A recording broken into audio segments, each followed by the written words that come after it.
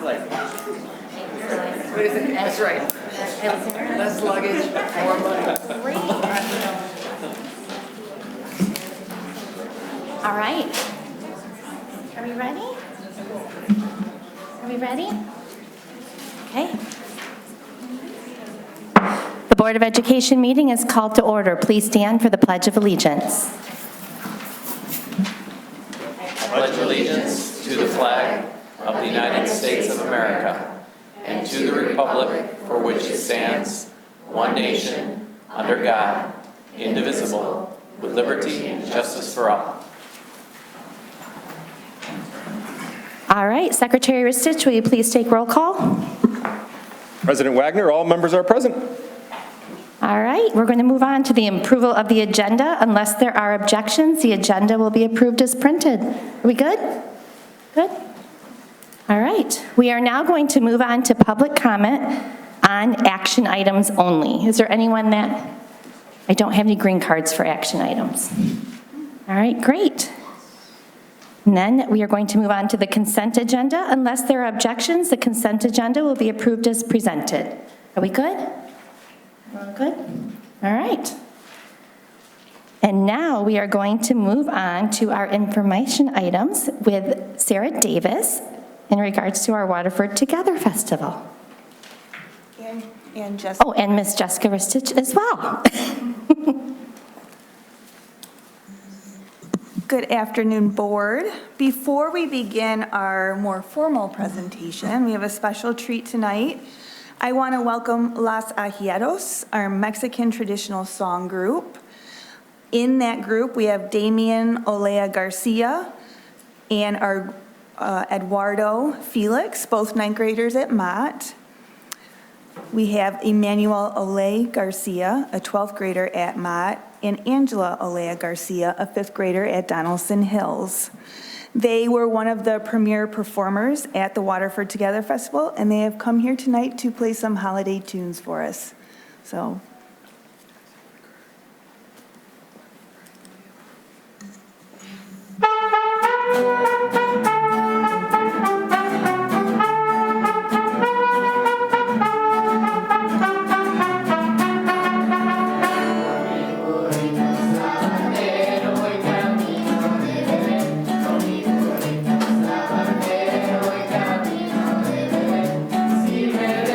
Si me ven, voy camino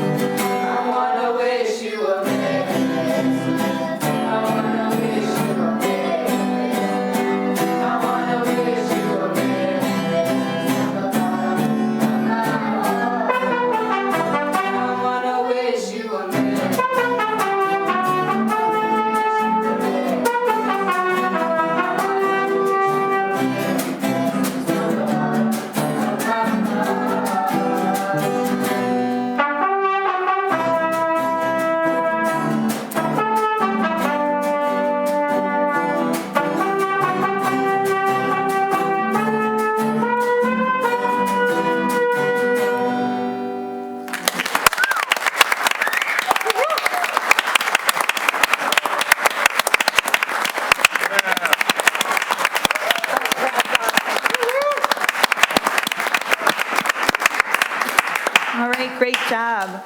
I want to share that after we posted this group's festival performance on Facebook and Instagram, their video garnered over 17,000 views and over 7,000 engagements, which are the comments, likes, shares, things like that. And as of today is our district's second most engaged with video of all time.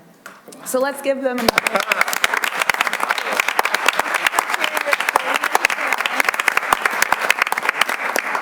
Miss Davis, do you think we could get them down here and take a picture with the board? Maybe over there? Is that good? You guys good with that? Yeah. We're taking pictures every board meeting now. After this one. Yeah. Yeah, you gotta go down. Have them in the front. I got it. We need your autograph.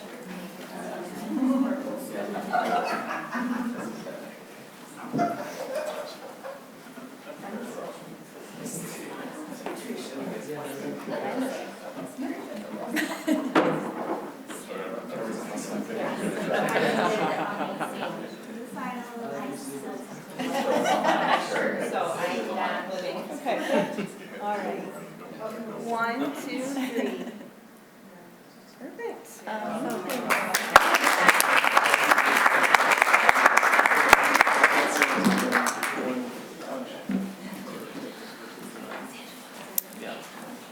All right, so on November 6, 2025, we held WSD's first ever district-wide Waterford Together Festival.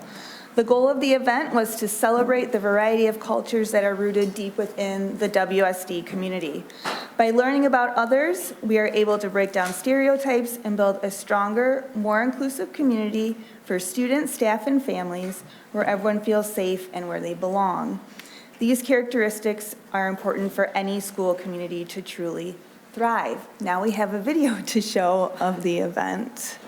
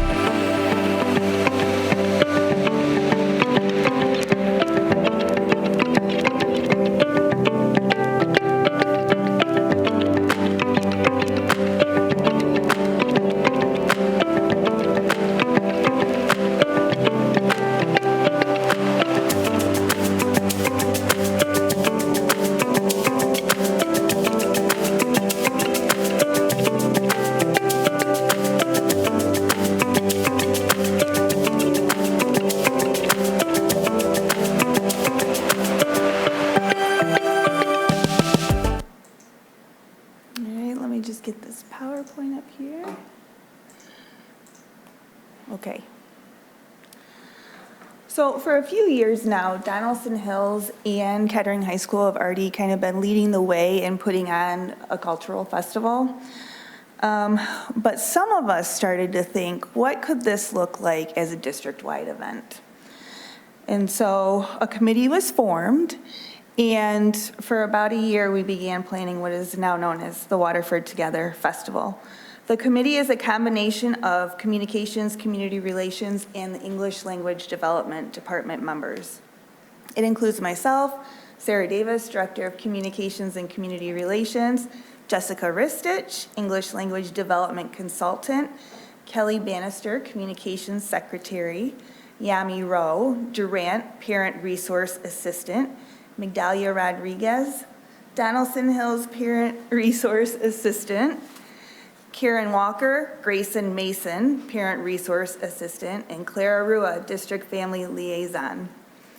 For nearly a year, we worked on putting together a festival we felt would celebrate different aspects of culture and the Waterford community.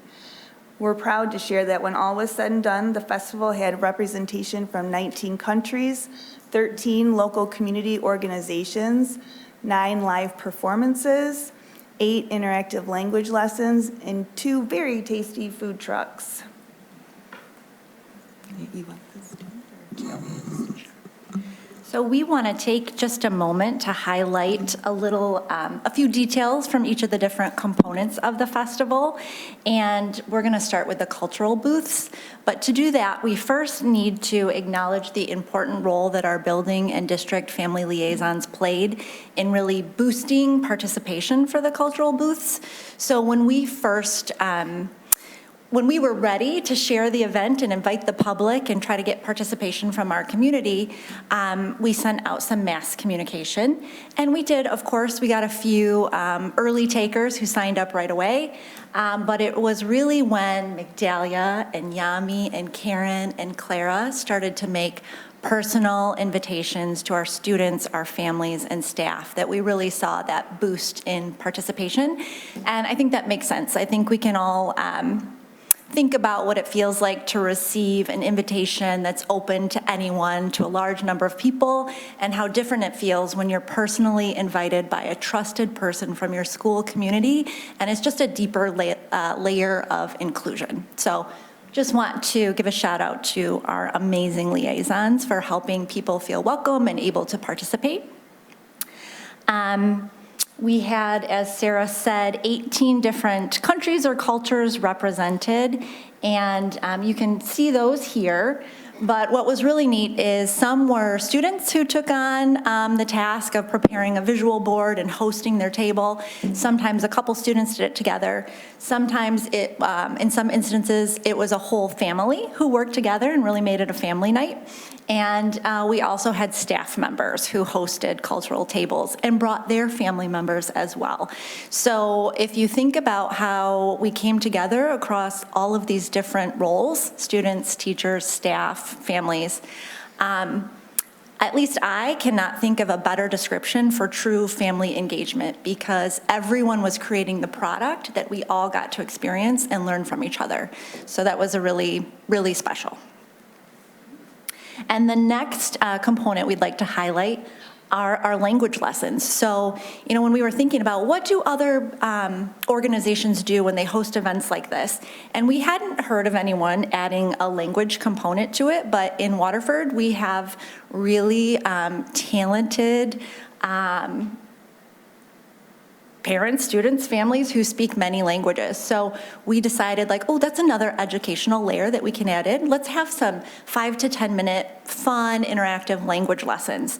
So we made a really quick, easy lesson plan template and handed it out to everyone who volunteered to be a language teacher for the evening, just so they'd have a starting place.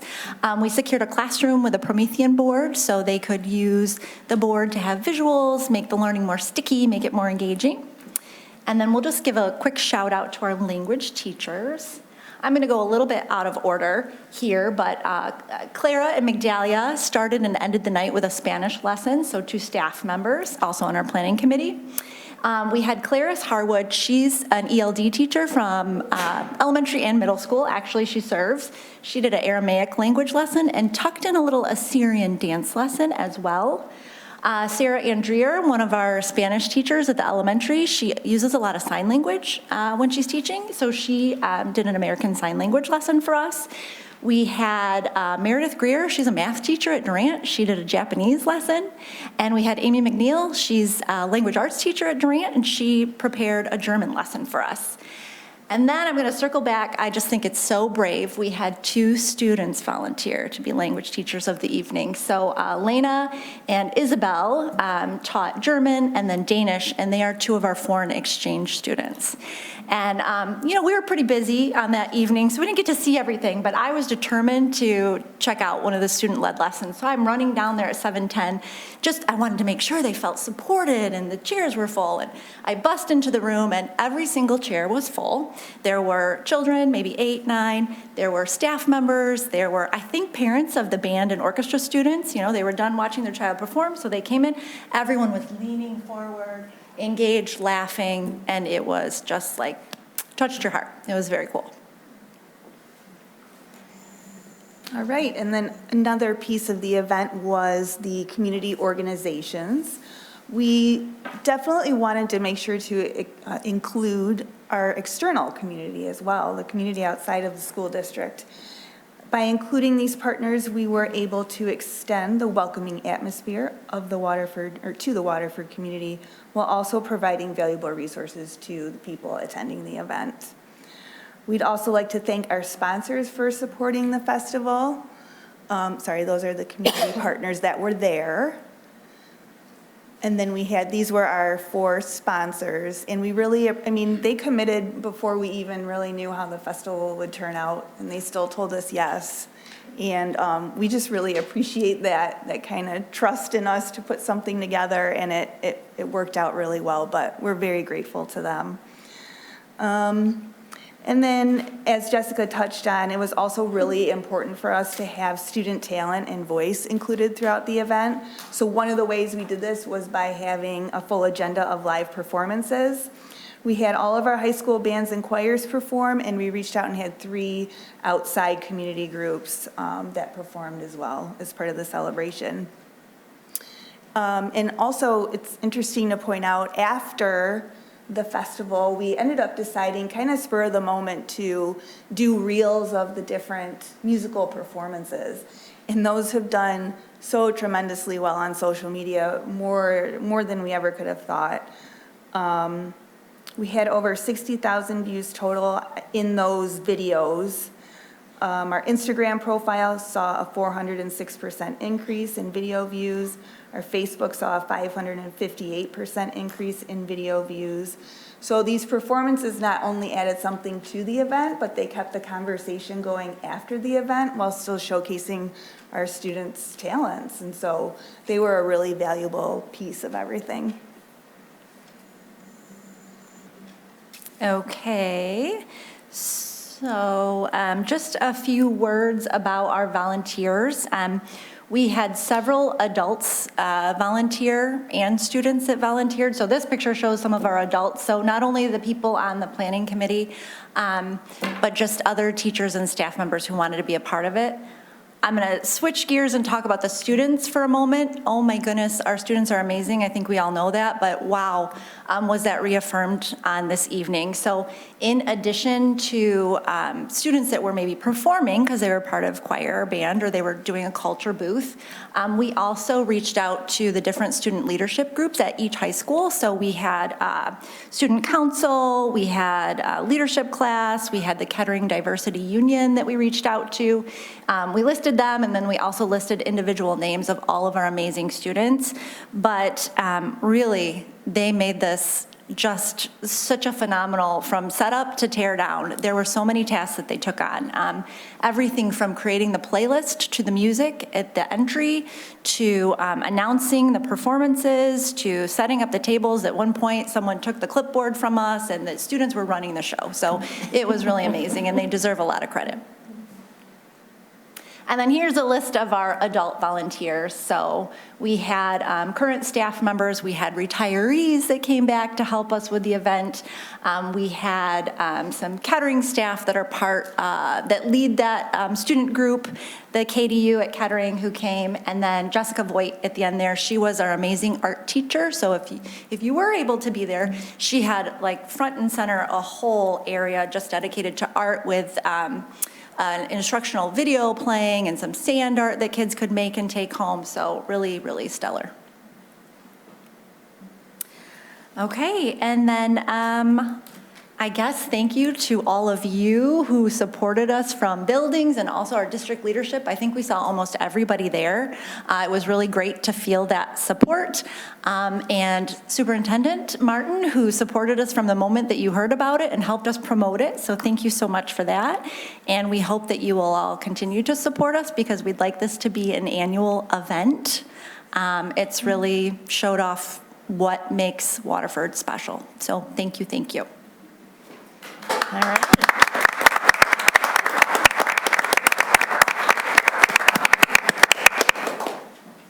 Do we have any comments?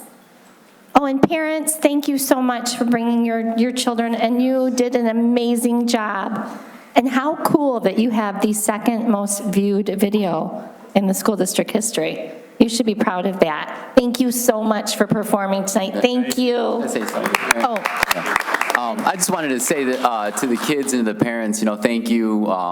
It was amazing to see, and quiero decirlo en español que es la cultura de nosotros. Eso está bien, está bueno que esos niños ya saben eso. Y para poner la cultura de nosotros con todo ustedes aquí en Waterford School District está bueno. So, gracias para todos los niños. Vive. Feliz Navidad. Sign up. Yeah, language. But yeah, no, I just basically told them that it was amazing to see them perform and for them to share, our culture with the school district, and it makes me proud that that was the second highest viewed reel that we've had in the school district.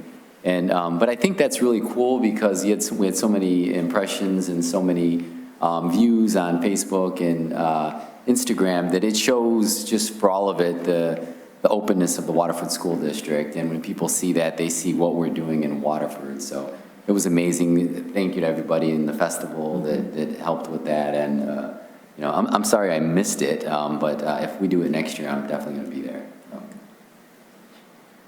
So. Member Patricia? I can't really follow John Paul because I wanted to go first, but yeah, it's wonderful the way we're able to tie it in. It's educational, the way we're putting it all together for the school community is great. But I'd just rather sit around and have a cocktail and listen to them. But yeah, next time, I enjoyed it. I could just sit and listen to that. So thank you. Member McGregor? I also just wanted to say thank you. I think this is a great program, and I think it's especially important because we have so much division in our society right now. I think it's amazing that you can do something that's bringing people together and celebrating people and celebrating culture, and that's so important, and it is greatly appreciated. So, thank you. Member Ristich? Yeah, I'll just, again, to echo everything my colleagues have said, this was, I think, top 3 experiences that I have had in Waterford schools. I mean, and that includes my time as a student here. I mean, this was just a really phenomenal event. I was shocked. I assumed his first year it might be a little bit, no, it was packed to the gills. And you had community members who were strolling, eating food from the food truck, getting a language lesson, learning about a new culture, learning about new communities. I mean, it was phenomenal. And our students, the way they helped to take, and really, as Ms. Ristich said, sort of took it over and ran it, it was like walking into an interactive museum. I mean, the way you walked into an art exhibit, you were welcomed, there was music, you walked down the hall. I mean, everything from the content to the layout to the performances, it was just quite an experience. And again, I think the best of what public education can do. So. Absolutely, and I will say, I'm sorry that I missed it. I have one request next year, that we don't schedule it the night of a board meeting, possibly, because that's made it a little difficult to get there. That's my request. But I wanted to say, after the festival, running into people throughout the community, I can't tell you how many people came up to me to tell me what an amazing event that was, how exciting it was to be there, what they learned. They learned things about our district and children that attend our schools that they didn't even realize, and to find out that we have, 48 spoken languages here in our district alone. So it was really cool to have people come up and share their experience. It said, I never would have thought that, and it was such a great, it was just really nice to have so many people seek me out to tell me what an amazing experience it was. And I really am sad that I missed it, so I'm hoping next year we can do it on a day that's... We made a poor choice. Yes, we We're going to schedule. yeah, we're going to schedule differently next year. And honestly, yeah, the board is going to schedule, we will skip our meeting to attend your event, 100%. Do you have cocktails? But it's funny that Member Ristich brought up, growing up here too, that this was really cool for him and one of his top 3. it reminded me when I was a Leggett Lion, a very long time ago, we would do this every year. And I would be dressed up in my grandfather's kilt at my Scotland table, and it was something that was always, I have such fond memories of that, and I think that this is going to give these students and these families very fond memories of our district, and we should be celebrating all of the cultures here and our diversity all the time, so thank you. All right, do we have any other comments or questions? All right, thank you again. We appreciate all of you.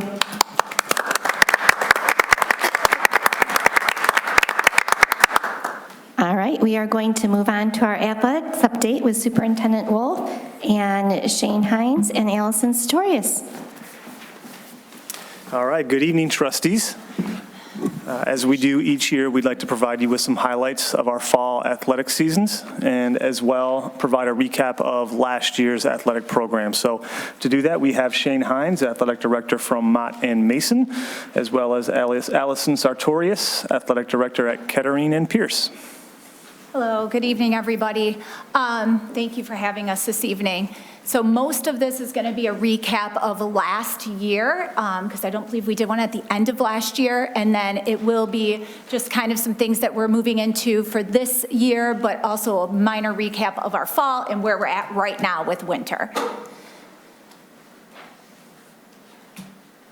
So as you can see that we have increased our student engagement in athletics. If you look at our chart that's provided in front of you, we have had an increase of over 70 participants overall, with a pretty significant increase in percentage of student athletes participating, whether it be 1 season or 4 seasons sometimes in our athletic programming.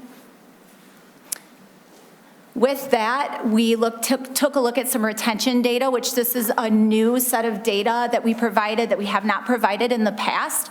But what happened is we took a look at the 2023-24 students, whether they're 9th grade, 10th grade, 11th, and 12th, and then we took a look at last year's overall data. And so those 9th graders from 23-24 would be 10th graders last year and now 11th graders, but this would be from last year, all encompassing from last year and then the previous year from there. So as you can see, we had the 12th graders that were outgoing. We did have an increase of 63 for the incoming freshmen, because that's not apples to apples, but outgoing to incoming, we were increased by 63.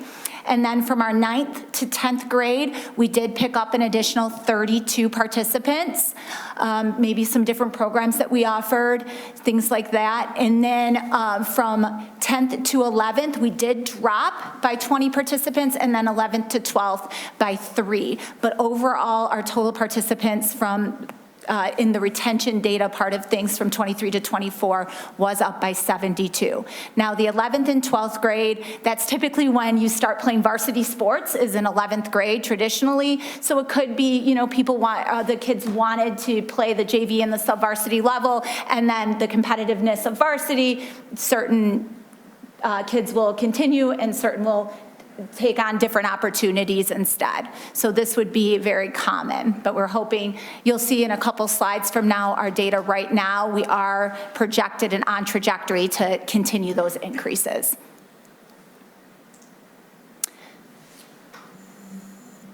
Over the past about 5-6 months, we've had the opportunity to add 2 sports to our offerings that really are starting off as clubs that we hope to transform into varsity sports. The first one being boys volleyball, which started this past spring. Both Mott and Kettering fielded a varsity team that competed with teams within the LVC, so our previous league that we were in. Both teams saw a lot of success. I believe they played each other twice and they split, which is very nice. And then additionally, we had a girls flag football this year, which if you didn't have an opportunity to come out, it was a fantastic opportunity for our girls to get more involved. It was a pilot season. In the state of Michigan right now, they are aiming to put it in the spring. As athletic directors, really around this area, it's tough for us to see the sport being in the spring with all the female sport offerings there are right now. So trying to put that in the fall provides a lot of our teams, perhaps girls lacrosse and softball, not to lose numbers necessarily. And for it to be in the fall would just be a better fit for all of us. So 6 other OAA schools we were part of that league with. It was the 2 Waterford schools, Lake Orion, the 2 Troys, and Avondale. Waterford Mott finished 3-1, and Kettering finished 2-2, I believe it was. And then additionally to that, the really cool part about our flag football program was it was fully sponsored in partnership with the Detroit Lions and the NFL, which is a cool opportunity because I believe 3 of our student athletes, 2 from Mott, 1 from Kettering, earned honors, and they were promoted by the Detroit Lions social media pages. One of the things that we pride ourselves on is our scholar athletes. We do hold our kids to a pretty high standard when it comes to academics. We do have measures that are above and beyond what the state mandates, with rigorous checks for our student athletes, but also mentoring them with our coaches and other student athletes in our athletic department to make sure that they do stay in eligible status. So as you can see, 28 of our programs last year were above a 3.0 overall GPA, with 21 above a 3.2 and 12 above a 3.5 GPA. With that, 48% of the eligible varsity athletes back in our previous conference, the LVC, you qualified to be an LVC scholar athlete if you had over a 3.25 cumulative grade point average, and you had to be a sophomore varsity athlete to qualify because you don't really cumulate until your sophomore year. So cumulative grade point 3.25, 48% of those varsity eligible athletes were scholar athletes for us. You'll also notice that we did have several teams who were academic all-state, and we'll talk about the coaches associations in a second, but we had Kettering boys soccer, Mott girls soccer, Kettering girls soccer, and Mott softball, all academic all-state per their coaches associations, with several individual academic all-state. Now, coaches associations are completely different from one another. Cross country has different criteria than football, which has different criteria than basketball to be academic all-state, whether you're an individual or a team, or even for all district, all region, and all state type honors for your actual participation and competitiveness in your sport. So we want to make sure that our coaches, our varsity coaches, are always compliant with their coaches association, because that's how we get our student athletes recognized, whether it be academics or sometimes there's character awards, team awards, sportsmanship awards, but all district, all region, and all state. In order to earn a lot of those, you have to be part of your coaches association, which we definitely follow through with our coaches to make sure we do get honored. In the past several years, far back as I can remember, our student athletes have held a 3.0 or higher overall GPA. While we recognize educational athletics is not about winning championships, it is nice to highlight those championships. So over the past year, Waterford Mott boys basketball, Waterford Mott girls soccer, Waterford Mott boys bowling, and also our United hockey team claimed individual championships, as well as Waterford Mott boys basketball claiming a district championship. And additionally, something really to highlight, Mott boys basketball, Mott girls soccer, our United hockey program, and Kettering boys soccer had the best seasons they've ever had in program history. Additionally, we'll see some individual accolades with sports like bowling, wrestling, and girls golf. Our student athletes work tirelessly to get to these points, and as you'll see, we sent 5 regional qualifiers for gymnastics, 1 for track at Kettering, 2 for Kettering wrestling, and 3 for Mott bowling. Kind of as I mentioned on the academic slide, we do have several all-district and all-region selections per the coaches associations or the media groups. Sometimes there's a panel of about 7 local media or sports analysts that will pick all-region or all-metro, those types of awards as well. So we were lucky to have several of our student athletes get recognized. We did have all state selections per coaches association and media groups from hockey, Kettering boys soccer, Kettering girls soccer, Mott boys basketball, Mott girls soccer, and Kettering baseball.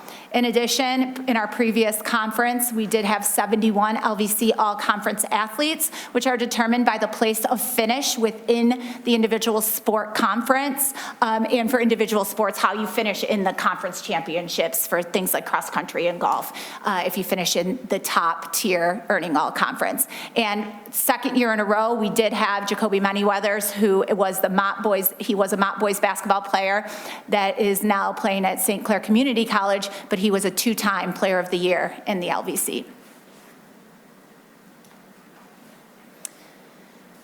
So taking a look at this fall, as I mentioned, we are on trajectory for increased participation again. We are up in fall participation. Our fall numbers are full and complete with kids that did finish the seasons from the fall. So our fall participation was up by 37 with our traditional sports. When you add in our participation with flag football, we increased our participation by 84 participants.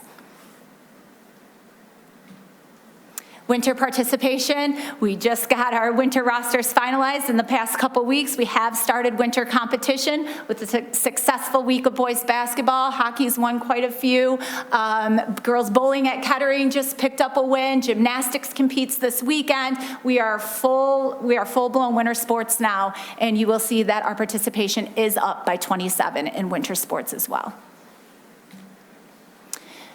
With our high school programming, we also offer significant middle school programming. There are traditional middle school programs that many of our surrounding districts offer, which are football, boys and girls basketball, volleyball, cross country, wrestling, and track and field. However, in Waterford, in the past 4 years or so, we have added additional opportunities for our students in non-traditional, what we'll call middle school programs, such as competitive cheer, dance, bowling, which was new last spring, and we'll talk about that in a second, swim, which is co-ed that starts right about now, and softball. We're in a partnership with a local organization, and we commenced that partnership last year. With our growing middle school programs, we do have a middle school swim program that's led by our high school coaching staff, and they compete in swim meets, and they are co-ed. That's typical for any program that has a middle school swim program. Middle school cheer continues to grow and improve with a full competition schedule, often traveling alongside our high school. And brand new last spring, our Waterford Mott bowling coach, with the help of the Kettering coaches, spearheaded our middle school bowling program. And in our inaugural season in the spring, we were the divisional champs. So very cool. Bowling is very popular in our community, and we typically, as long as I can remember, have had state qualifiers. We were state champions not too long ago. So this is a really cool opportunity for our middle school kids to give them something else to do. And this happens to be in the spring when the bowling alleys are a little bit more open and high school bowling coaches can be a little bit more involved because they're out of their season. So we had Pearson Mason combo teams 6th and 8th through 8th grade. Probably the biggest change to our athletic department has been moving into the OAA, our new league, which is the Oakland Activities Association, previously in the Lakes Valley Conference. As Allison just mentioned, we did play our first competitions within the past about week and a half, 2 weeks in this league. We've seen a lot of success, which is nice. Again, the biggest difference with the OAA compared to the LVC is the LVC is 9 teams and it's all just one division. Within the OAA, there's currently 23 teams, which they are looking to expand even more. And it's really broken down between red, white, blue, and gold. Gold sometimes, but typically it's always red, white, and blue. Red being the top, white being the middle, blue being the bottom. And really how that's separated is 1 by enrollment and 2 by professional judgment. And that professional judgment piece is really taken from previous years, your junior varsity years, if you have a freshman level. So there's a couple components that go into that professional development piece. Additionally, the cool thing about the OAA is it also gives our principals and even more so our student leadership groups the opportunity to connect with other schools within Oakland County. So our student leadership group, they meet together within the league. I believe it's about twice per semester, 4 times per year. And then our principal group and our athletic director groups meet once per month. And as you'll see here on these next few slides, this shows the division that we're in within the OAA. I won't go through all of them, but you will notice they're not all the same. So not every sport is in the red for Mott, and not every sport for Kettering is in the white. It is kind of split up. And again, this gives our student athletes a better opportunity to compete competitively year in and year out. And again, the cool thing about this is if we do have success, which I think we both intend to have success at our schools, our teams get to move up. So it's an opportunity to really shoot for the sky, to be in that red division. And it's also an opportunity for some of our programs that need some rebuilding to find that success in the bottom division.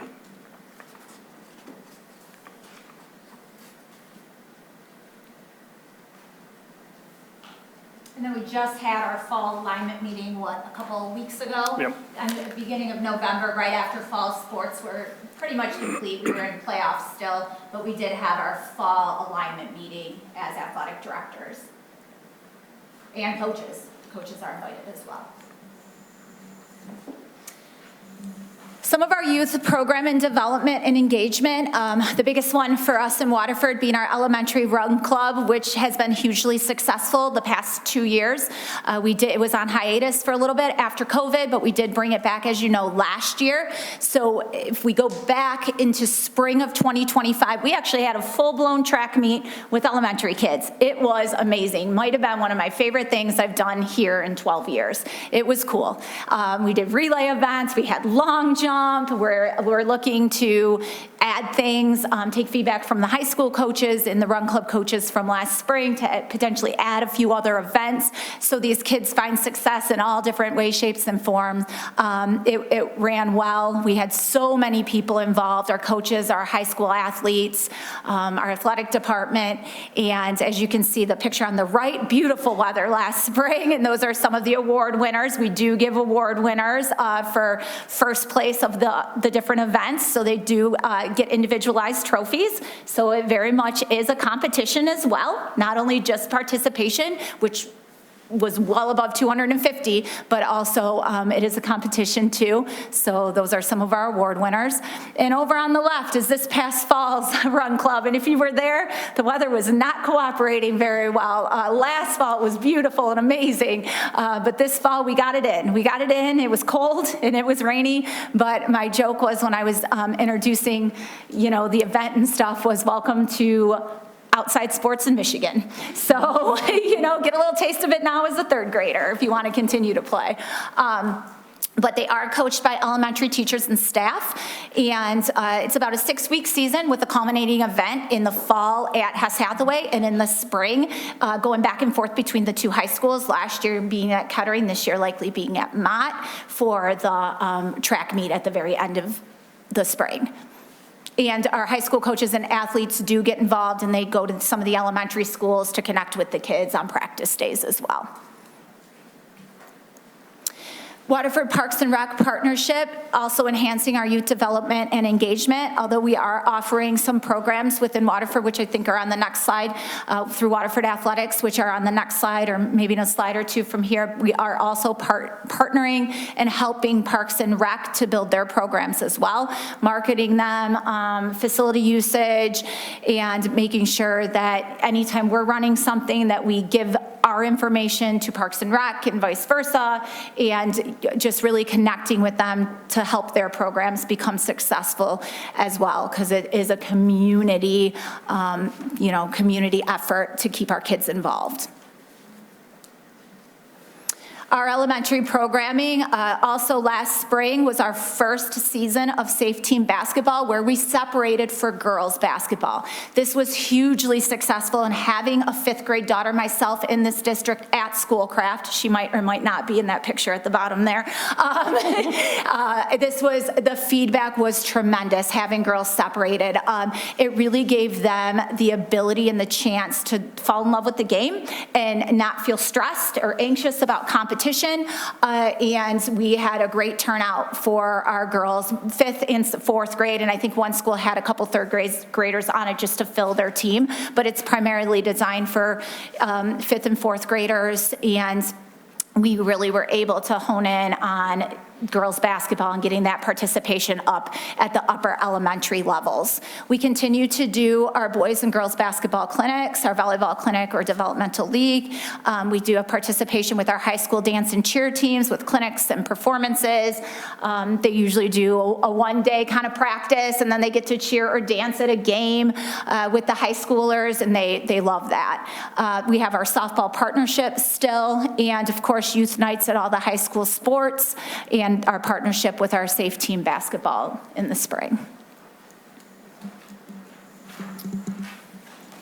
Feedback is one of the most important things, whether it's in the classroom education as administrator and especially in sports. So as we progress through our athletic year, getting feedback not only from our parents, our faculty, our student athletes, and our coaches, and is one of the most important things that we can get throughout the year. So something that we've started to do, and we've done it in years past, is having those postseason meetings, having those preseason meetings, and then additionally really touching base with our student athletes throughout the year to understand, well, how is your experience, what are you liking, what are you not liking, and just because you're not liking it doesn't mean it's going to change necessarily, but really getting an understanding and a feel for them, because at the end of the day, it's not Allison's athletic department, it's not my athletic department, it's not Steve's, it's not Adam's, it's really a community athletic department, and really trying to understand those needs, those wants, those experiences with all those people involved is something that we find very important.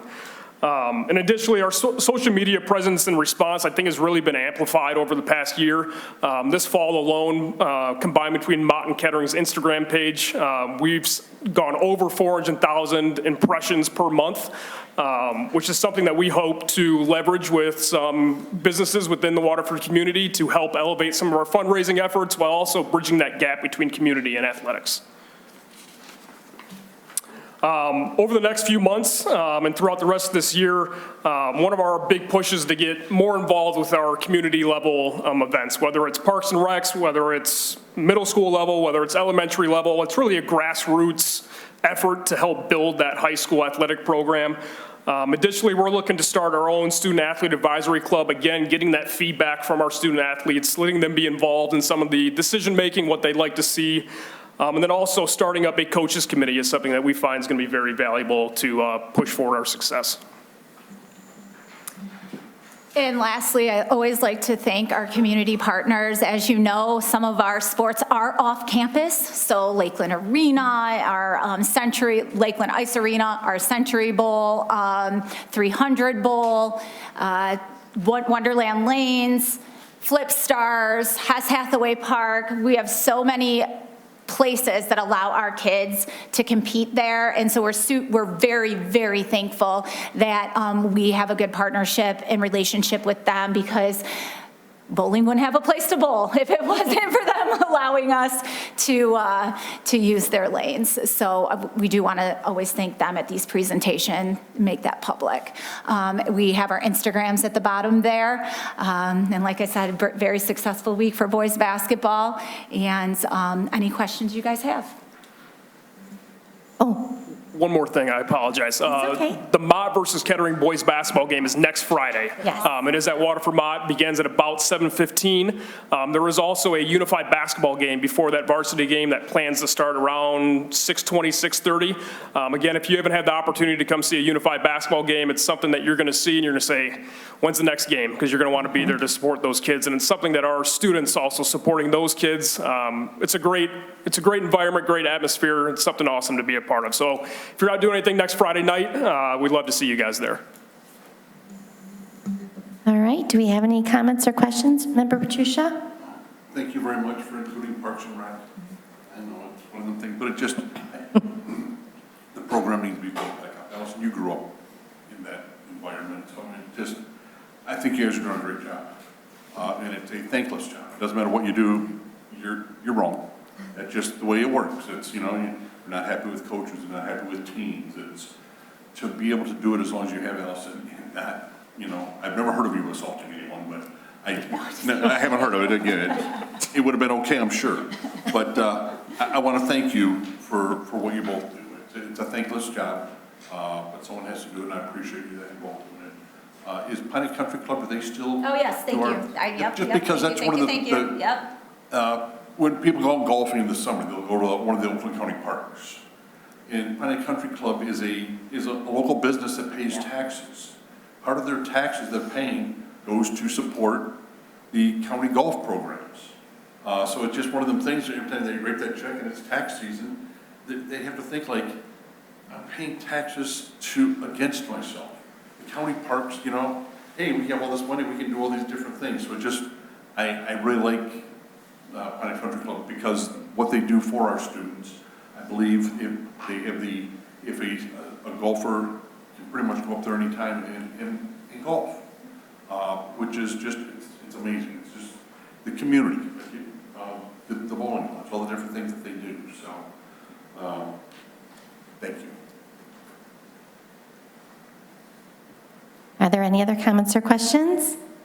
Member Ristich? Yeah, just to reiterate Member Patricia's comments, thank you. I mean, we have increased participation. We have some great scholar athletes, and I love the fact that we expect our athletes to do well in the classroom. I just love that about our community, about our athletics program. We see that we have innovative programs. I mean, again, Allison, you said, bowling is popular here. I mean, we have so many bowling alleys and so many bowlers, and I think it's such a strength of ours as a community to then have this really successful bowling program.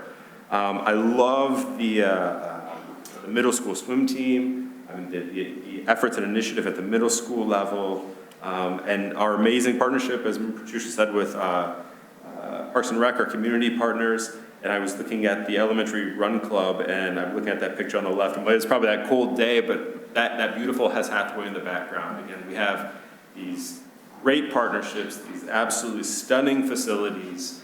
So thank you for your efforts, and thank you for this great presentation. Yeah, in the run club, I was nervous because the weather was not good, but almost all of our participants showed up, and their families were there cheering on. So it was really cool. Another thing on the run club, my grandson had participated in it. He made it through, I believe. But the top two athletes, their mother was a star athlete. Oh, yeah.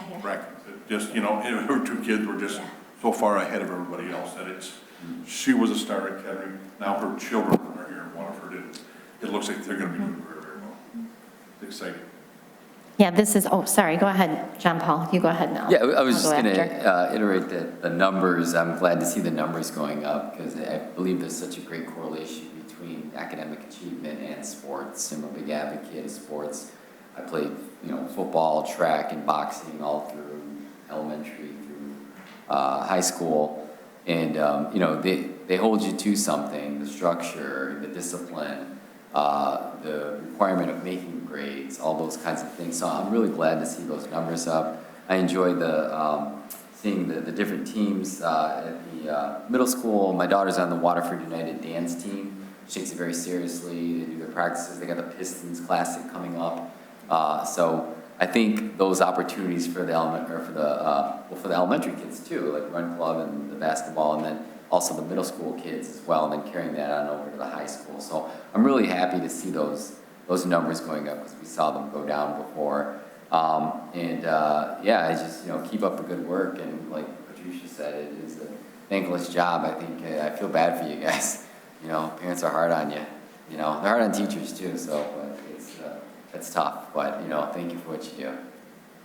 And not to reiterate everything that my colleagues have said, but I will say the opportunities, the flag football, you are right. That was so exciting. If you get a chance, you have to go to a flag football game. I think I almost came out of the bleachers at one point. It was so much fun. I loved it. I think that is so amazing that we were one of the ones that gave our kids that opportunity, and it got spread not just through the county, but through the state, and to have the Lions promote us, that was really cool to go on to social media and here's, Waterford Mott, Waterford Kettering, it's our girls, Morgan, you've got, it was just really, really cool to see our kids and to see our schools get highlighted. And I love the boys volleyball, just giving our kids opportunities. And like you said, you're right, it's not always about the championships. I know that's what everyone always wants, but the fact, all the opportunities we have here. And I think that you have done an amazing job with our social media because I follow all the pages, and it seems like we're constantly, like all the signing stuff that was out the last couple of days, and to see both Kettering and Mott did have amazing basketball games this past week, and to get that information out there and for our community and for other communities to see what we offer, I think hands down is so incredibly important, and keep doing what you're doing. Seeing these participation numbers increasing is awesome.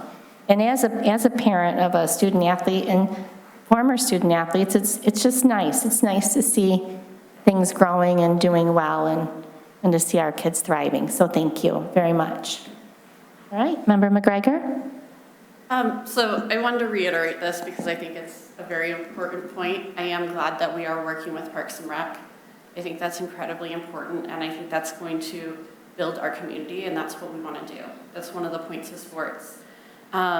I also wanted to ask to consider, if we're not already doing this, to reach out to some of our alum, because we have some amazing alum athletes. I am not a sports person. I am the person in my family who's like, okay, whatever.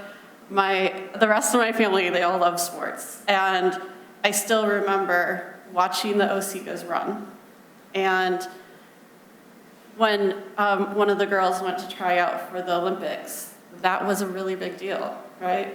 And we have those people in our community who have been a part of our school district, and finding ways to bring them back and promote that, right? Because also those athletes understand what it really takes to be an athlete. It's not just about, oh, I just walked onto the field and I did great, right? The important things that you learn from athletics, it's about hard work. It's about having good character. And I mean, I still remember like Mike York growing up down the street from me. He was out there every day practicing. And that's how he became good at what he was doing. And I think that sends an important message to our students, because it doesn't matter if it's sports or whatever else you want to do, it takes hard work. So yeah, something to consider.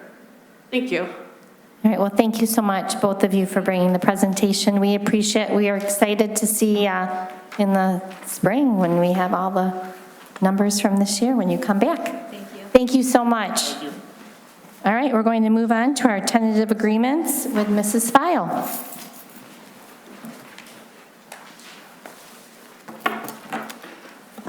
Good evening, Board. I am very happy to present to you tonight the overviews of the MESPA 1 tentative agreement and the MESPA 3 tentative agreement. Both of these have been ratified by their memberships, and we are presenting them to you tonight for your discernment and approval. So I'll start with MESPA 1 and discuss some of the highlights of this. So the MESPA 1 TA represented a very targeted modification of the 24-25 contract, with very specific changes in fringe benefits, educational stipends, and working conditions. Karen Hildebrandt, along with myself and the association team of Lori Tunick, Cheryl Campbell, Angela Hollis, Jenny Jackson, Lorraine Gee, and Luann Leonard, worked collaboratively to bring forth this contract that recognizes the great work of our secretarial staff in their critical role in supporting our schools and departments. A few of the highlights.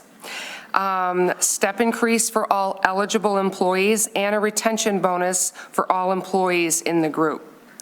The probationary period shortened to provide new employees quicker access to insurance and fringe benefits. The Earned Sick Time Leave Act language was updated to ensure compliance. That was a piece that we put through on every single one of the contracts. Next year in 26-27, there will be the option for the payroll deduction, which was part of the formerly prohibiteds that came back in, and MESPA 1 elected to do that starting next year, which then it's an automatic payroll deduction, which is, it's easier for the employees. New this year, we added an annual educational advancement stipend, and this recognizes secretaries that hold degrees or equivalent certifications, bachelor's degrees, master's degrees, et cetera, and recognizing them in a similar way that we do teachers, administrators in the different levels of their educational advancement. We've also did a revision to the vacation day payout. For those employees hired prior to 2017, they had to wait a year to earn their vacation days, and so we are doing a look back on that, and as those employees retire and or resign in good standing, then they will be compensated for the days for that first year. And lastly, a longevity pay increase for each of the 3 levels for our secretaries. Any questions on MESPA 1 before I move on to MESPA 3? No, we're good? All right. Okay. Okay, and for MESPA 3, this is our group that is comprised of our food service employees, our transportation employees, and our custodial maintenance employees. So it's a very diverse group. Other districts have this as well, similar collection of them. So we're not the only ones, but it's unique in that it's diverse, and so the contract covers a very wide variety of situations. So we made, again, targeted changes to the 22-25 contract, improving fringe benefits, insurance, working conditions. Karen and myself, along with the Association of Lori Tunick, Heather Madigan, Sue Kittredge, and Nicole Doherty, worked to bring forth a contract that recognizes this work of this diverse group. These are the backbone of the district, right? They get our kids here to school. They feed our kids. They make sure the environment is ready for our children. So they're a very unique and critical element to our staff. Highlights for the changes in this new contract: again, step increase for all eligible employees and a retention bonus for those for some in the group. Probationary period shortened again, quicker access to their insurance and their fringe benefits. Leave time, sick time the language was updated, and all employees in this group were provided additional sick days as compared to last year to ensure that we were in compliance with ESTA. The group got an additional paid holiday. This aligns with all the other groups in the district. They had additional vacation days allotted to this group. Unique to this group, along with similar to MESPA 2, we expanded the health care insurance coverage to that the employees, both 10 and 12-month, receive full family health care. That is really critical. That has been a barrier for our employees. It has been a barrier for attracting and retaining employees. So we're very happy that they will have that option. Payroll deductions, that'll be coming in 26-27. We have aligned the overtime procedures for this for all three. They were working in unique old contract ways of how they were, whether it was how overtime was calculated, so they're all three aligned, which makes for a better process through the business services process as well. We have increased the compensation for our professional certificates held by our skilled tradesmen. So this encourages them to continue professional development in their own right for receiving for the mechanics, for the electrician, for the HVAC, et cetera, to get those certificates for our custodial group. Longevity pay increased on all three levels, and we also expanded the uniform allowance to these employees. We like our employees identified with Waterford logoed gear and for identification purposes, and so we've increased the allowance for them.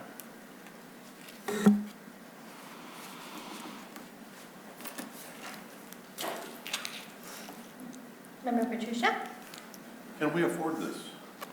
Yes, we can. Because again, steps go up, and if we don't get money again, we're in that hole that we keep digging ourselves out of. Yes. It sounds very, very generous, which I like. It's a great thing, as long as I can afford it. Last year, we had a little bubble like, ooh, geez, what do we do?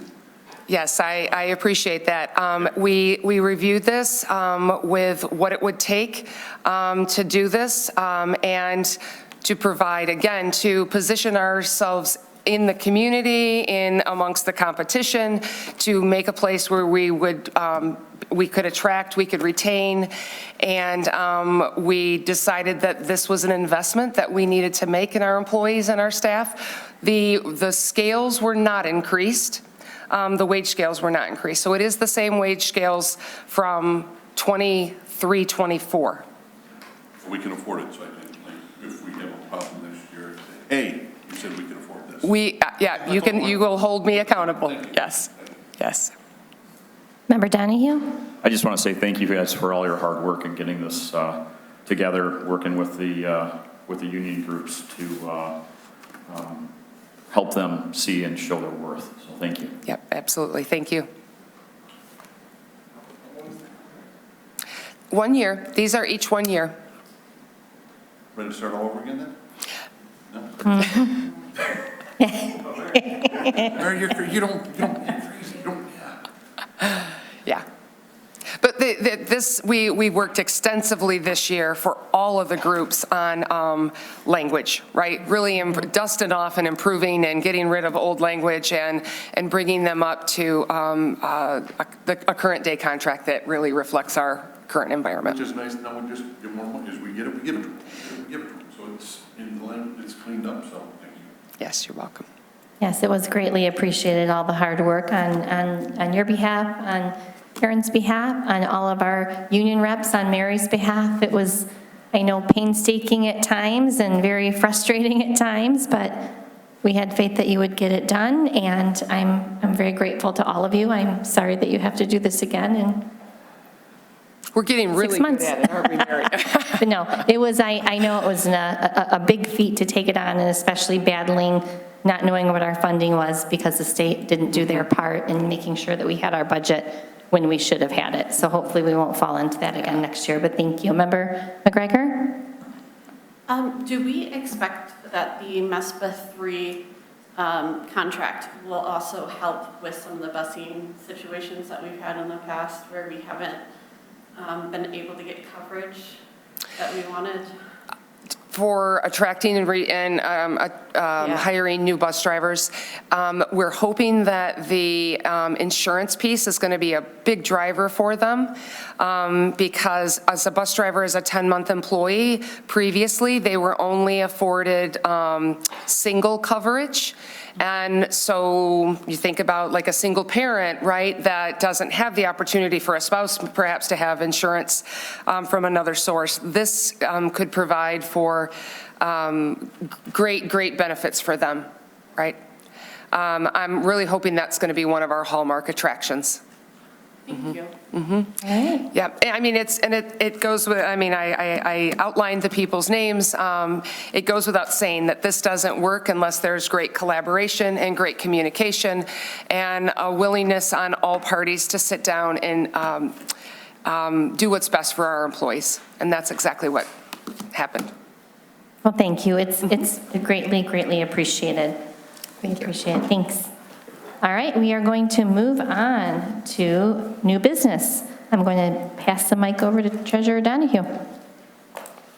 All right, Superintendent's Recommendation 19-25-26, Resolution 31AA, funding opt-in subject to rescission. Resolution 31AA, funding opt-in subject to rescission, allows Waterford School District to provisionally opt into 31AA funding by the December 4th, 2025 deadline, preserving eligibility.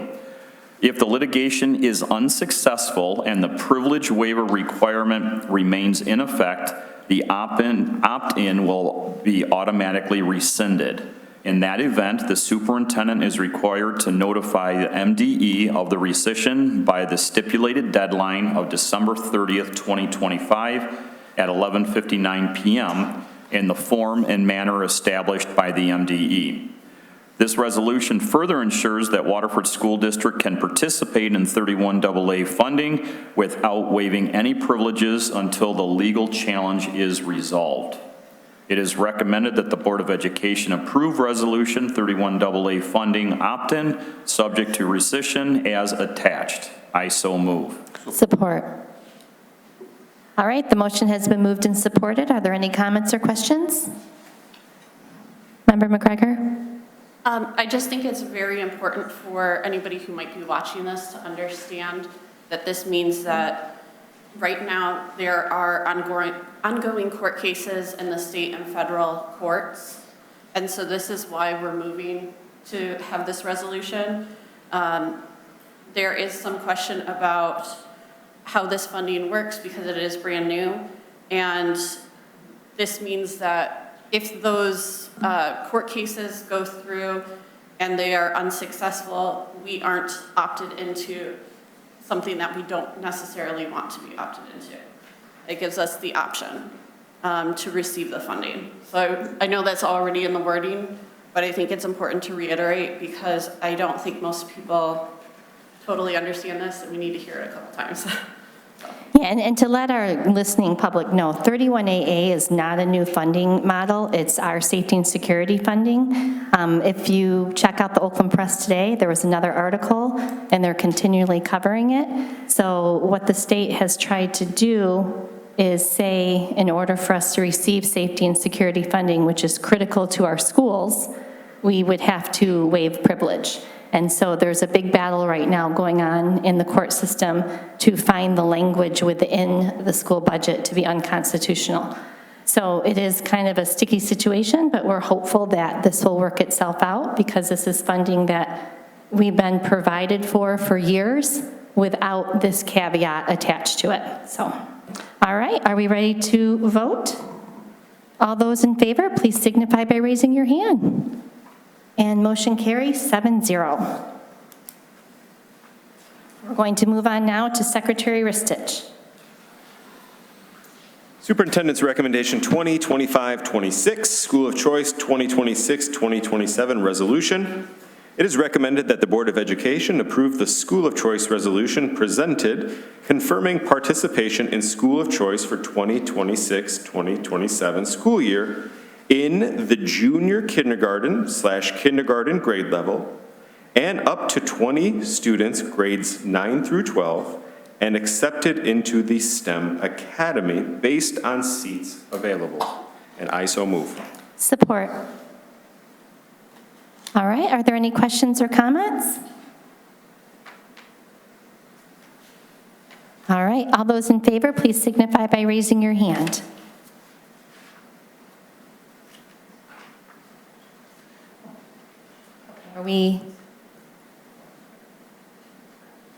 Are you opposed to the School of Choice resolution? Okay, so motion carries 6-1. We are now going to stay with Secretary Ristich for our proposed student travel. Superintendent recommendation 21-25-26, proposed student travel.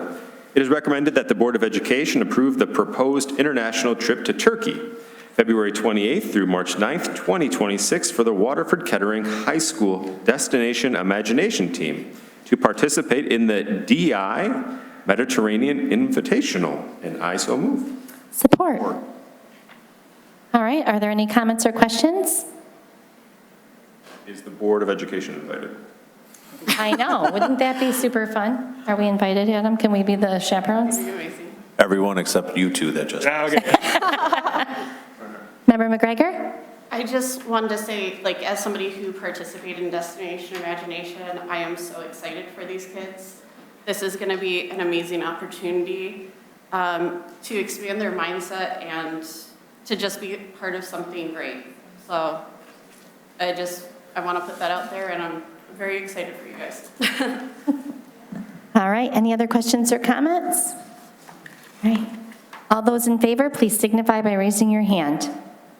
Motion carries 7-0. Superintendent recommendation 22-25-26, tentative agreement, MESPA 1. It is recommended that the Board of Education approve the attached mediated tentative agreement with MESPA 1 as ratified by its membership. And I so move. Support. All right, are there any comments or questions in regards to the MESPA 1? All right, all those in favor, please signify by raising your hand. Motion carries 7-0. Superintendent's recommendation 23-25-26, tentative agreement, MESPA 3. It is recommended that the Board of Education approve the attached mediative tentative agreement with MESPA 3 as ratified by its membership. I so move. Support. All right, are there any questions or comments in regards to MESPA 3? All right, all those in favor, please signify by raising your hand.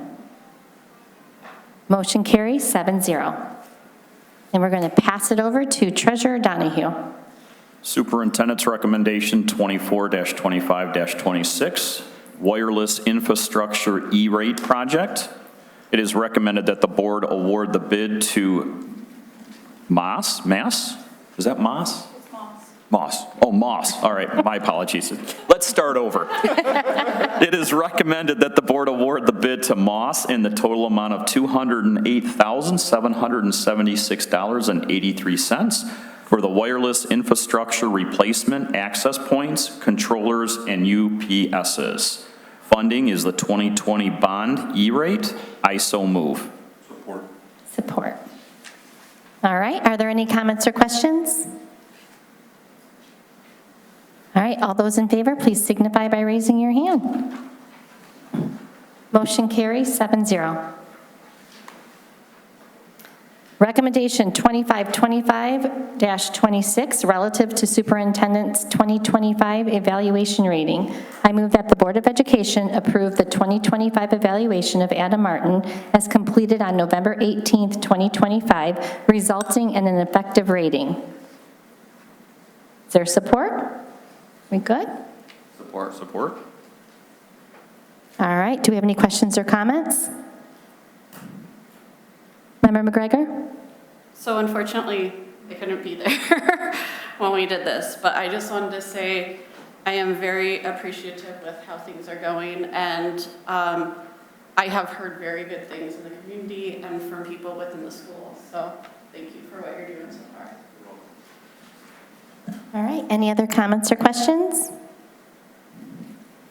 And again, we did appreciate the great conversation we had the other night during the evaluation. We are very excited and we are looking forward. Our future is definitely bright and we are excited to see all the things that you're going to do.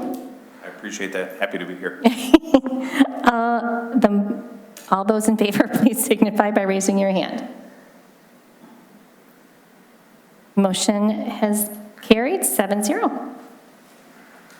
Recommendation 262526, relative to OCSBA resolutions. I move that the Board of Education approve the two new resolutions proposed by the Oakland County School Boards Association. Is there support? Support. All right, do we have any comments or questions? Member McGregor? So I just wanted to call attention to one of these items in particular, and that's the nonpartisan school board elections. I think that's incredibly important because I don't know that most people know this, but if the government goes forward in making these seats partisan, there are people who are automatically ruled out of these positions simply because of their work with, say, the federal government or because of their job in the military, things like that. There are some different exceptions in there, but I think that's really important that people understand that this is a seat that should be open to all people who are able to vote. And it's one of the few things that passed at the Oakland County Government Relations Committee completely unanimously.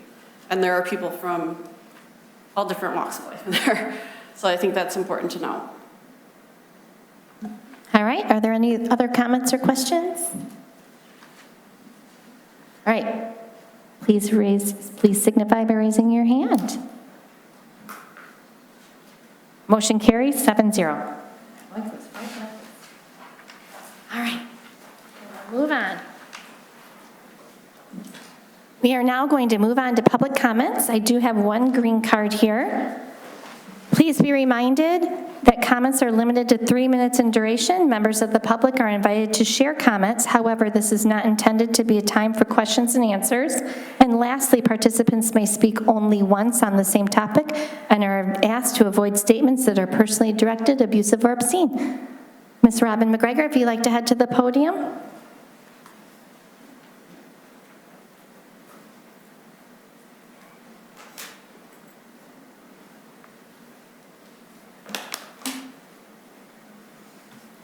Hello, Robin McGregor. First, I'm going to talk about the Taste of Waterford and fueling kids' futures. We started the year with 250 kids that we were feeding. At the Taste, something Heather Halls had started, Joan Sutherland and myself, when we did the coalition, that was something that was very unique, and the community came out. We sold over 150 tickets. Our cost for the event was $50. Everything went back to the children. We raised $12,000 that night, plus $3,000 from Rotary. Adam, Sarah, Susan, thank you for being there. Elizabeth. It makes a huge difference because between that time that I came and asked the board to come and to participate, and today, we have increased 100 children in this district. That's only 3 schools. Yesterday, I had the opportunity of talking with Adam. I have a friend who has a lot of partners in our community. And we gave them 3 initiatives. Goodfellows, feeding our other schools other than Donaldson Hills, Knutson, and Riverside. And we're trying to get another $6,000 to give to the other schools for meals, adopting families, and adaptive programs also. Adam, thank you, because this is going to be a partnership. The request was to partner with Tony Bartolotta. I met with him on Tuesday. Make sure Adam was on board and showing that we are a community that comes together. That it's not about partisanship, it's about people. So thank you for being there, thank you for making the difference. We're selling raffle tickets right now for Fueling Kids Futures. We're gonna have to do a lot, because right now it's $50,000 a year to feed our kids. $50,000 comes from the community. And for the people out in TV land, none of this comes from the school district or from the township. This comes from the people of the community and how they make a difference. But I have to say thank you to Sarah, to our township, because they all put our signs out for the taste. And those tickets went out. And next year, we're going to be doing it at Mott. We're going to be, hopefully, be bigger and better than it ever had. But there was not one business in this community that told me no. And Mary was my co-chair on this. She sold over $1,000 worth of raffle tickets. So thank you for that. The second piece I'd like to speak on is a little different. It's about the parks. When I was at the COW meeting and people in the community there were with Oakland County, the public did not know anything about it being named. I went through the minutes. There was never a vote on Brian Whiston or anybody else's name being part of that. And for me, there's a principle that, okay. If you want to just finish your sentence, Robin, but other than that, just finish We have 83 letters from the community. You can find them at the parks saying that they do not care if it's named anybody. They want to have the opportunity, and they hope the school district and parks can come together. I spoke on this yesterday at Parks. Thank you. Thank you. All right, we are going to move on to our Board of Education reports. Does anyone have a Board of Ed report? Member Donahue? Nothing specific in regards to reports out from any of the committees that I'm on, but I just wanted to say happy holidays to everyone going into the Christmas break. If you're visiting with friends and family, please enjoy that time and be safe out there if you're traveling. Member Torres? Yeah, just real quick, because I know everybody wants to get to the Lions game. See the Lions game? Right. Yeah. This Saturday is the parade in Pontiac that encompasses Waterford School District will have a recipient getting a scholarship. So that's always a great event. I do plan to be there, and if anybody else is coming as well. And then the tree lighting was this past weekend, I think it was. I did go and participated with the township officials. They brought me up there with them. So representing the Waterford School District, it was a great event for all families involved. And we had a little issue with the tree, but it ended up getting lit, so it worked out. Member Petrucia? It's the holiday season, happy holidays, everybody, Merry Christmas and stuff. But I guess with Adam being here for a few months now, we're giving him like, hey, you're doing good, let's keep it up, and we have to get better, so thank you for all that. But it reminded me of, I don't know if I have them all, but my superintendents I've worked for, Howard Heights, he'd come on, I wasn't fair to him. I was hard on him. He has passed away, but I did have a chance to sit down with him before he had died in his house. And Virginia Pullman and I were over there. And again, I knew Howard. He went to my church. I've known him for years, but I was that new board member. Oh, you're doing this wrong. You're doing that wrong. I don't know what I'm doing. He did. So I just want to say thank you to him. Tom Ted, I didn't have as much interaction with Tom. He didn't really deal with the school board. He gave us someone else to deal with it. It's probably a smart, good idea. And who wants to deal with us? Who has also since passed away. But I remember he had come back to, I think, there was some event that he'd come back for. He wasn't sure if I was going to be there or not, but he wore a Hawaiian shirt, just, you know, to kind of mimic me. Rob Newton, someone I still keep in contact with. He's doing real well out in Washington State. Their family has a ranch out there. He's a professor at, I think it's in New Mexico. I'm not real sure. I have to get more details from him on that stuff. John Silveri, I think he's doing superintendent stuff. Keith Wonderman. I just had a chance to, I keep in contact with him because he was a good, fun guy. He had written a book about his grandfather, who was a Wayne State athletic director. You know, all the different things. I mean, I think it was from the 20s through the 50s. It was a long time.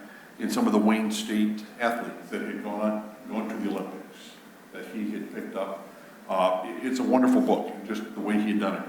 I had a chance to see his Verner's collection. He has the largest Verner's collection in the world. I mean, he is the Verner's man.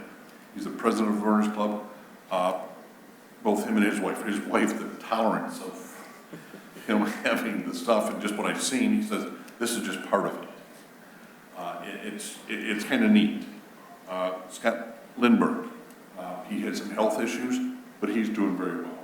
So it's one of them things that I just want to shout out to all my past superintendents. Sorry for the grief that I have given you, but you probably deserve it. So, Adam, I won't be here to say goodbye to you. You're going to be here long after I'm gone. I'll come up and say goodbye to you that day or something. But yeah, but I just want to say Merry Christmas, and you know, I'm thinking of like a Charlie Brown type Christmas. Snoopy in his doghouse. It just, I enjoyed that as a kid. And I wish we could just get back to simpler times.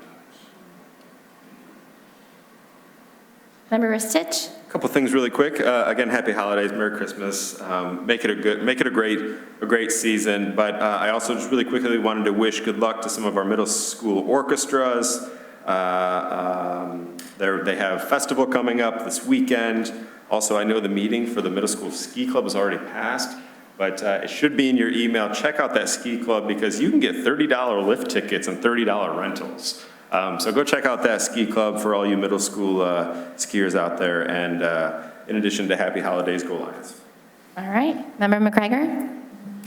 I just wanted to say a little bit about yesterday. I went to the senior citizen dinner that they put on at Kettering. And it was amazing to see this. And this is something that's been going on for a while. And it was great. It was leadership, it was student council and the chorus all together. And it was really great to see all those students there helping and spreading joy, you know? That's important. We need more of that in the world right now. So I thought that was amazing. I also wanted to mention the Taste of Waterford. And I just wanted to reiterate, we do have a lot of students who are in need right now. We have a lot of families who are in need. If you find somebody that you know, like, please try to be open to them. Let them talk to you about what's going on. And please know that anybody at any time can call 211, literally just 211 on your phone, any phone, and it will take you to a number of resources that can help with whatever situation is going on. I know a lot of people have a lot going on right now, and I've recently learned that a lot of people don't know that that's there.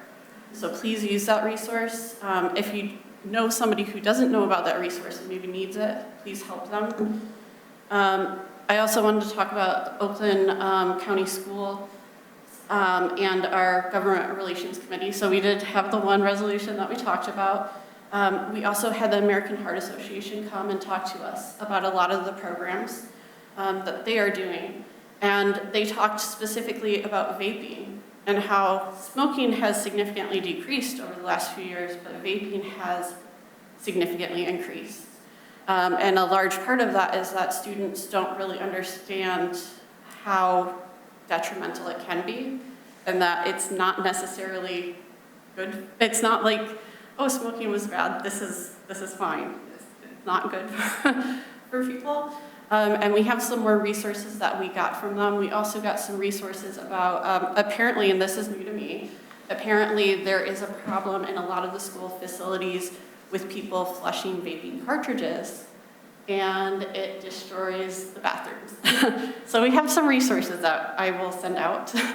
I haven't had a chance to do that yet, but I think those were the big things. But thank you guys, everyone, and have a safe holiday season.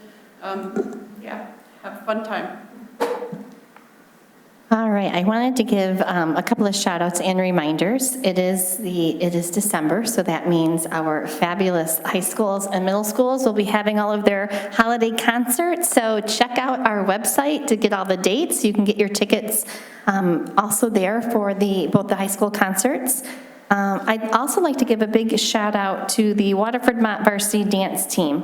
They did a food drive through November, and the girls did an amazing job. They were able to collect enough non-perishable donations to feed 50 local families. They had chosen the Central United Methodist Church in Waterford as the beneficiary of the donations that they had received. Yeah. I saw your name on something when we were there, too. So 50 local families, they collected enough donations, and on top of that, they also collected $250 to be used toward perishable foods for those families. So that is just a shining example of our kids, of our students, of our community, and that's pulling together. And I will tell you, there was very cold days on the weekends that we were outside with signs, and people were pulling in thinking we had a car wash, which we didn't, but it was amazing. People were so generous. We had 2 local businesses, Crave Nutrition and Oak Electric, that were drop-off sites for the girls, and so it was really nice to also involve our community partnership. There is another event coming up that the Mott leadership is doing, and this is also another shining example of our students and what they do to help out not just each other, but all of the communities and the local groups. And it's the Winter Wishes Festival. It's December 17th from 5 to 7. In one night, you will help shelter animals, low-income families, senior citizens, individuals experiencing homelessness, those facing mental health challenges, and children in the hospital. They're going to be doing a community service project with different stations dedicated to the cause. There'll be a food buffet, drinks, games, and fun activities too. So it says, this is one of my favorite parts, be the reason someone smiles this holiday season. It's $5 to purchase a ticket to go to this event. You can find information about this on the Mott High School website. But again, these are just 2 shining examples of the things that our kids do. Our kids are continually giving back and trying to help out their community, and I think it speaks volumes for what our district does and what our community does. I also would like to wish everyone a very happy holiday season. Be safe. It's going to be freezing cold, so I'm sure our kids are turning their pajamas inside out and hoping that it will drop below -15 so we can have a snow day. So, Adam, you're up. That's probably coming your way, but in all seriousness, have a great holiday season, everyone. And we're going to move on now to our superintendent board reports, or superintendent report. You guys stole a lot of what I was going to. Yeah, sorry, I had a bad feeling. So I was at the Senior Citizens Holiday Dinner last night. Trustee McGregor was there, and actually I had a student. All the students were asking me about snow days, so it already has begun. But want to extend a thank you to Mr. Burlingame, the student leadership classes and student council. Also our food service, we're preparing the food. I was able to wander around, talk to a few of the guests that were there, and they were super appreciative. We had the choir, the orchestra that were playing. They had bingo, and we're giving away raffles, so it was just a fantastic thing. Also want to recognize now through December 18th, Oakland Schools is housing some of our incredible student artist work at the Oakland Schools building. So if you want to swing by there and see some fantastic artwork, they're open from 7:30 a.m. to 7 p.m. at the Oakland Schools building. As Trustee Torres said, Saturday is the holiday extravaganza. I would like to congratulate our winner from Kettering, Megan Pless. She was selected as the Fran Anderson Making a Difference Scholarship winner. Megan was chosen from over 100 entries and will earn a $5,000 scholarship that will be presented there.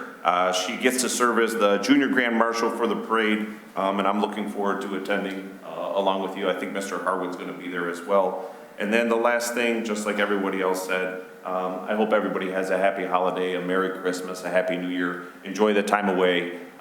It has been a blessing to work for you seven and to work with all the people here in Waterford. It's been amazing. So thank you guys for everything. All right, seeing no further business, this meeting is adjourned. Thank you, everyone.